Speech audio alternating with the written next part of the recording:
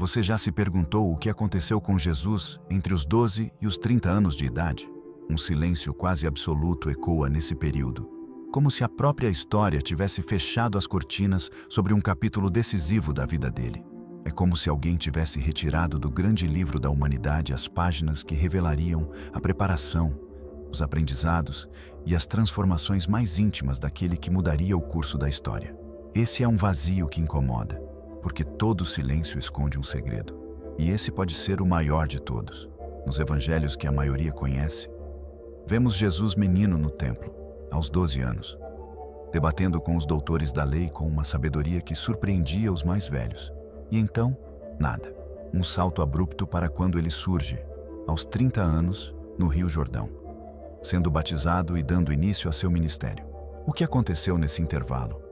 Por que os textos sagrados guardam um silêncio tão absoluto sobre quase 2 décadas da vida dele? E talvez ainda mais intrigante, o que ele viveu nesse tempo que moldou a consciência, a força espiritual e a visão de mundo que mais tarde transformariam a humanidade. O mistério dos anos perdidos de Jesus não é apenas uma curiosidade histórica. É um convite para mergulhar nas profundezas do que significa o caminho do amadurecimento espiritual. É um lembrete de que até mesmo as figuras mais iluminadas passaram por longos períodos de preparação silenciosa, longe dos olhos do mundo. Mas aqui, esse silêncio não é apenas ausência, é presença oculta. É o espaço onde algo grandioso foi gestado. A versão oficial, defendida pela tradição cristã, é simples. Jesus teria permanecido em Nazaré, trabalhando como carpinteiro ao lado de José, vivendo uma vida humilde e discreta, até que chegasse o momento certo de se revelar ao mundo. Uma narrativa que, para muitos, soa coerente. Afinal, a simplicidade era parte de sua mensagem. Mas será que um espírito com tamanho magnetismo, com um destino tão singular, teria ficado realmente imóvel nesse pequeno vilarejo por 18 anos? Ou será que há mais por trás desse quadro aparentemente comum? É nesse ponto que as águas calmas começam a se agitar, porque existem textos, tradições e até descobertas que sugerem caminhos muito diferentes. Algumas dessas versões aparecem em evangelhos que não entraram na Bíblia, conhecidos como apócrifos. No evangelho da infância de Tomé, por exemplo, há relatos de um jovem Jesus realizando milagres, ensinando mestres mais velhos e até enfrentando conflitos que revelam um lado mais humano e complexo. Não são histórias canônicas, mas ainda assim ecoam como fragmentos de um mosaico esquecido. Esses relatos, embora questionados, abrem a porta para uma possibilidade fascinante. E se Jesus tivesse buscado de forma ativa mestres, tradições e culturas além de sua aldeia?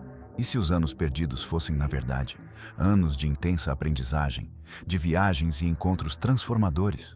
Se isso for verdade, então estamos diante de um capítulo oculto da história que poderia redefinir a maneira como entendemos a própria mensagem dele. A teoria mais ousada, e talvez a mais romântica, afirma que ele viajou para o Oriente. Índia, Tibete, Caxemira, lugares onde o eco da espiritualidade ressoava há milênios. Essa hipótese se apoia em escritos de exploradores e monges que juram ter encontrado registros de um jovem mestre chamado Issa, vindo do Ocidente, que teria aprendido com brahmanes, monges budistas e mestres da sabedoria ancestral. Imagine por um instante a cena. Um jovem de olhar penetrante, caminhando pelas estradas poeirentas da Índia antiga, sentado aos pés de mestres iluminados, aprendendo mantras, meditação e os segredos do equilíbrio entre corpo, mente e espírito. Mas ao mesmo tempo, há quem diga que não foi necessário sair de Israel para encontrar conhecimento profundo. E aqui surge uma outra linha de investigação: os essênios, uma comunidade judaica mística, que vivia isolada, praticando rituais de purificação, estudando textos sagrados e buscando a pureza espiritual como preparação para uma nova era. Alguns estudiosos veem uma semelhança tão grande entre os ensinamentos essênios e as parábolas de Jesus, que é difícil não levantar a hipótese de que ele tenha passado um tempo entre eles. Nesse caso, os anos perdidos seriam um mergulho silencioso em práticas ocultas, no estudo das leis divinas e na compreensão profunda da natureza humana.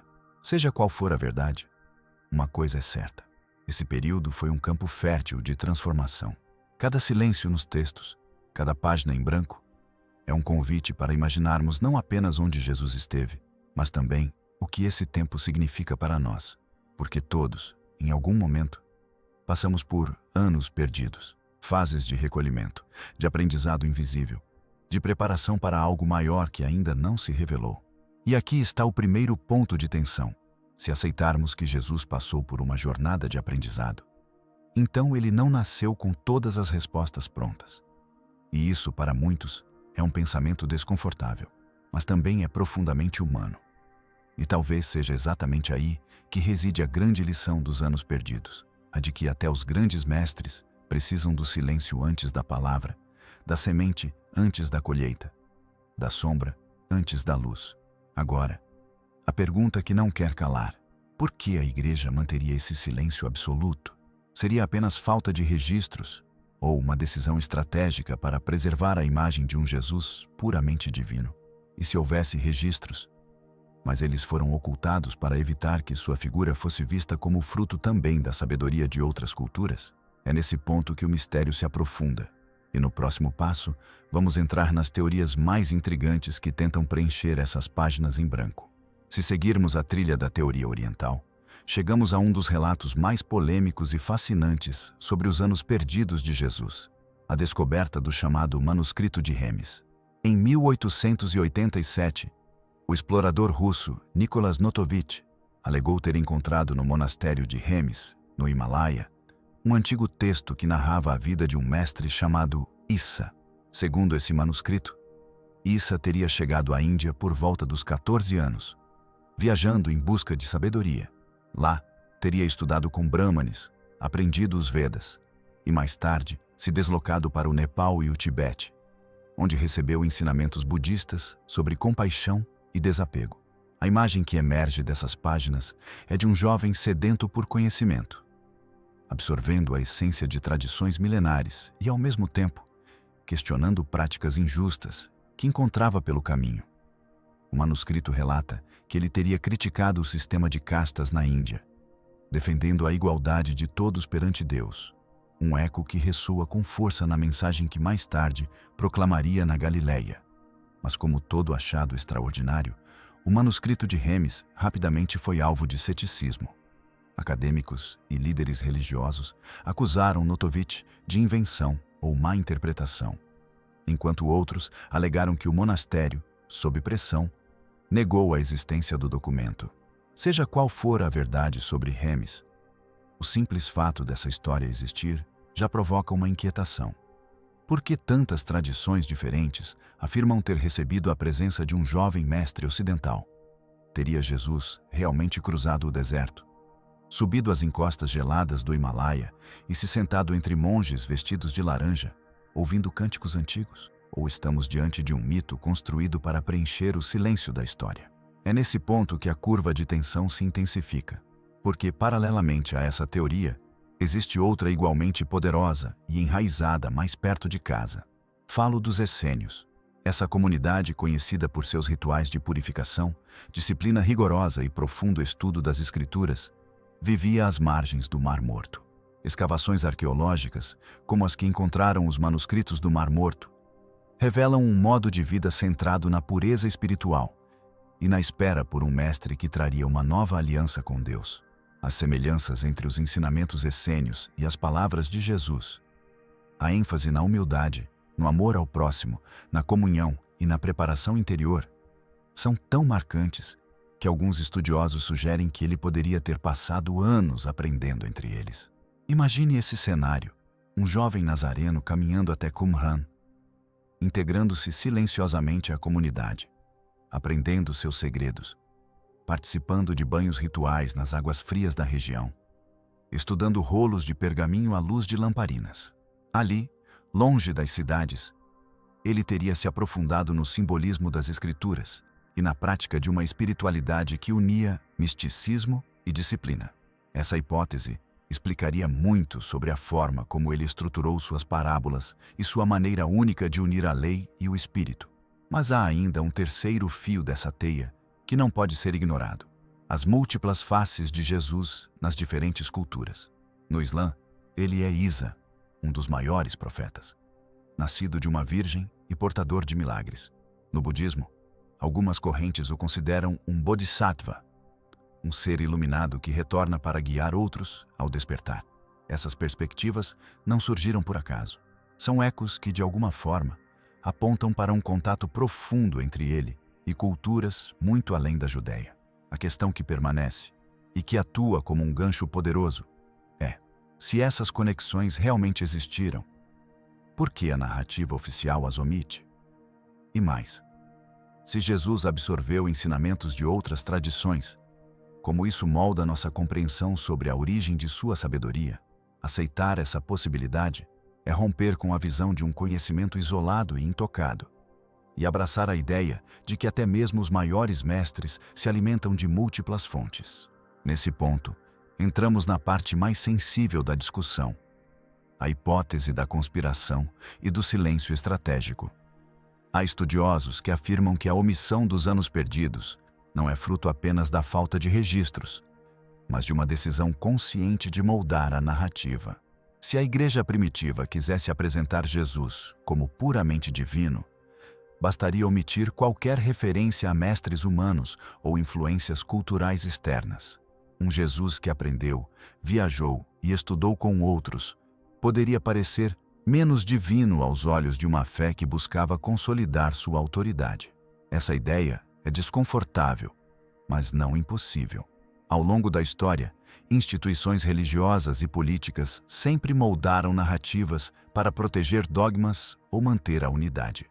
O silêncio sobre os anos perdidos pode, portanto, ter sido uma escolha que nos privou de um dos capítulos mais transformadores da vida de Jesus. Um capítulo que, se conhecido, poderia inspirar milhões a verem o caminho espiritual como uma jornada de busca ativa e não apenas como um dom recebido de forma sobrenatural. E aqui está o próximo ponto de revelação. Independentemente da teoria que se escolha acreditar, o simbolismo dos anos perdidos é universal. Eles representam um período de preparação silenciosa que todo buscador atravessa antes de assumir seu papel no mundo. É o tempo de lapidar o espírito, de confrontar dúvidas, de acumular experiências e sabedoria. É um lembrete de que, para cada ato público de grande impacto, existe um bastidor invisível de anos de formação, mas ainda há mais camadas a explorar, porque, ao final, esses anos também nos falam sobre algo profundamente humano: o direito de viver períodos de invisibilidade sem que isso signifique estagnação. Talvez, ao compreender a profundidade do silêncio de Jesus, possamos compreender melhor nossos próprios silêncios e o que eles preparam em nós. No próximo trecho, vamos nos aproximar do clímax, entender como esse período, independentemente de sua localização geográfica, se encaixa na estrutura da jornada do herói e como o caminho oculto de Jesus se reflete no seu próprio caminho interior. Imagine a vida como uma grande narrativa. Todo herói, antes de enfrentar seu destino, atravessa uma fase de exílio ou retiro, onde se perde para depois se encontrar. Esse é o padrão descrito em mitos, lendas e até na neurociência do comportamento humano. O momento de absorver, de expandir a percepção e de reunir forças para o grande chamado. Quando olhamos para os anos perdidos de Jesus sob essa lente, percebemos que eles não são apenas um enigma histórico, mas um arquétipo vivo. Na jornada do herói, há um ponto chamado travessia do limiar. É quando o protagonista deixa o mundo conhecido e entra em territórios incertos, onde enfrentará provas e receberá ensinamentos. Entre os 12 e os 30 anos, Jesus parece ter vivido justamente essa transição. Seja nos desertos de Qumran, entre os essênios, nos templos do Himalaia, ou mesmo no silêncio de Nazaré, esse foi o tempo de preparação para o maior ato de sua vida. Pense por um instante no impacto psicológico e espiritual de 18 anos de busca. Não se trata apenas de estudar doutrinas ou decorar escrituras, mas de vivenciar experiências que moldam caráter, visão e compaixão. A neurociência nos lembra que a mente jovem é altamente plástica, e entre a adolescência e a vida adulta, ela se molda com mais intensidade. O que Jesus viveu nesse intervalo os diálogos, as dúvidas, as observações sobre a natureza humana, sedimentou o alicerce que sustentaria seu ministério. Mas há uma camada ainda mais profunda. Esses anos podem simbolizar o período de morte e renascimento que todo buscador atravessa. A morte de uma identidade limitada e o renascimento de um ser expandido, alinhado com sua missão. É nesse ciclo que ele teria desenvolvido não apenas ensinamentos, mas também a serenidade diante da oposição, a coragem diante da injustiça e a capacidade de falar de forma simples sobre coisas eternas. Aqui, podemos vislumbrar o que chamo de legado silencioso, o poder da preparação invisível. Não existem registros de milagres grandiosos nesse período, mas é possível que os maiores milagres tenham acontecido internamente. Não multiplicar pães e peixes, mas multiplicar compreensão. Não curar corpos, mas curar a própria visão de mundo. Não acalmar tempestades externas, mas silenciar as tempestades internas. Essa leitura nos leva a uma pergunta provocadora. Se aceitarmos que até o Cristo precisou de um longo período de preparação, o que isso diz sobre a pressa com que vivemos hoje? Quantos de nós têm paciência para permitir que as sementes se desenvolvam no escuro antes de brotar? Talvez, ao entender o valor dos anos perdidos, possamos ressignificar nossos próprios momentos de aparente inatividade como processos essenciais de maturação. Mas o mistério ainda não está resolvido. Porque, se esses anos foram tão importantes, por que a história os escondeu? Aqui, voltamos à possibilidade de um silêncio estratégico. Imagine uma religião nascente, precisando de unidade, tentando se afastar de qualquer interpretação que enfraquecesse a ideia de divindade absoluta. Mostrar um Jesus aprendendo com mestres humanos poderia ser visto como diminuir sua autoridade. Ao suprimir essa parte, a Igreja poderia garantir uma narrativa linear, do nascimento milagroso ao ministério, sem desvios que convidassem a interpretações plurais. Essa escolha, no entanto, nos priva de algo essencial: a possibilidade de ver no Cristo não apenas o Filho de Deus, mas também o Filho do homem, alguém que trilhou um caminho semelhante ao nosso, com etapas, aprendizados e descobertas graduais. Essa visão nos aproxima dele, tornando-o não distante e inalcançável, mas um modelo possível de ser seguido. Há também a dimensão cultural. No contato com diferentes tradições, Jesus teria integrado elementos que ressoavam universalmente: a compaixão budista, o desapego hindu, a pureza ritual dos essênios, a justiça profética judaica. Ao reunir essas essências em uma só mensagem, ele teria criado uma ponte espiritual entre mundos. Essa ponte é uma das razões pelas quais sua figura transcende religiões e culturas até hoje. E aqui está a revelação que conecta tudo. Talvez o mistério dos anos perdidos seja, na verdade, um convite, um chamado para que cada um de nós reconheça e valorize seus próprios anos de Remes, seus anos de Nazaré, ou anos de Qumran, períodos onde, longe do olhar do mundo, aprendemos a ser quem precisamos ser para um dia nos apresentarmos com clareza e força. Ao final dessa reflexão, começamos a perceber que a questão não é apenas onde Jesus esteve, mas o que esses anos representam. Eles são um mapa secreto, codificado, sobre o processo de despertar. Não importa se ele estava no Himalaia, no deserto ou na carpintaria. O que importa é que ele estava se transformando. E essa transformação silenciosa é a mesma que podemos viver quando respondemos ao chamado do nosso próprio caminho. No próximo trecho, vamos à conclusão. Vamos amarrar cada teoria, cada silêncio e cada símbolo para entender qual é o verdadeiro legado dos anos perdidos e como essa mensagem pode transformar a forma como enxergamos nossa própria jornada. Talvez nunca saibamos, com absoluta certeza, onde Jesus esteve entre os 12 e os 30 anos. Talvez os registros estejam perdidos, trancados, ou simplesmente nunca tenham sido escritos. Mas o verdadeiro poder desse mistério não está na resposta, e sim na pergunta. O silêncio que envolve esses anos não é um vazio estéril. É um campo fértil para a imaginação, para o simbolismo e para o espelho que ele nos oferece. O que sabemos é que, quando Jesus reaparece aos 30, ele já não é apenas o jovem do templo que impressionava mestres.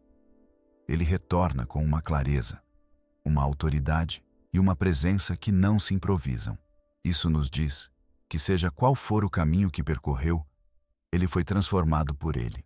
Os anos perdidos são, na verdade, anos de construção invisível, de alinhamento interno e de preparo para cumprir uma missão que exigiria tudo dele.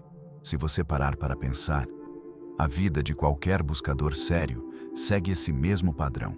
Não existe salto do início para o auge sem o intervalo do silêncio, sem o vale onde se aprende a ouvir a si mesmo, a observar o mundo e a filtrar o que é essencial.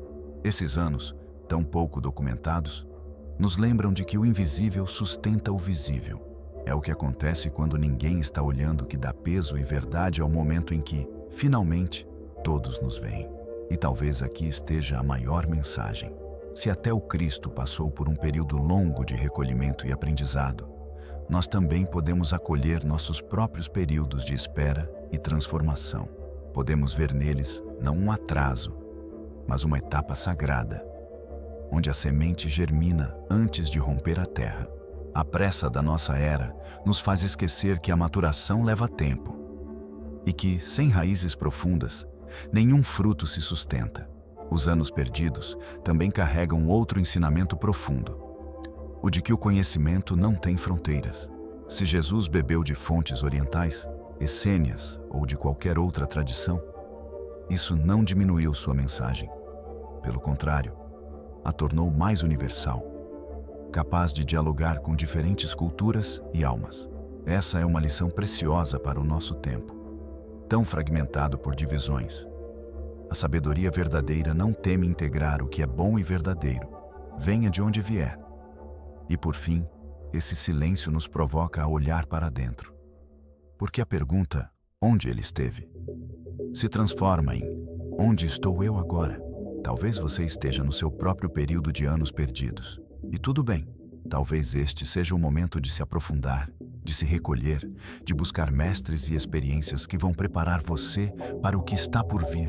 E um dia, quando chegar o seu momento de aparecer para o mundo, sua presença carregará a força de tudo o que você viveu no invisível. O legado silencioso de Jesus é um mapa oculto. Ele nos mostra que o caminho espiritual não é feito apenas de milagres públicos, mas também de milagres íntimos, daqueles que ninguém vê, mas que moldam todo o resto. Ao contemplarmos esse mistério, somos convidados a respeitar os nossos próprios silêncios, a valorizar nossas jornadas interiores e a lembrar que, muitas vezes, é no oculto que a luz mais pura se acende. Se essa reflexão tocou algo dentro de você, lembre-se de que o aprendizado continua.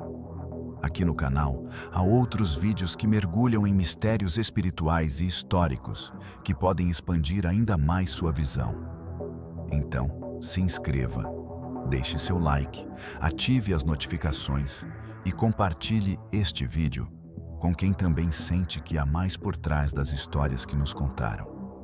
Porque assim como nos anos perdidos de Jesus, há sempre mais a descobrir quando estamos dispostos a olhar além das páginas escritas.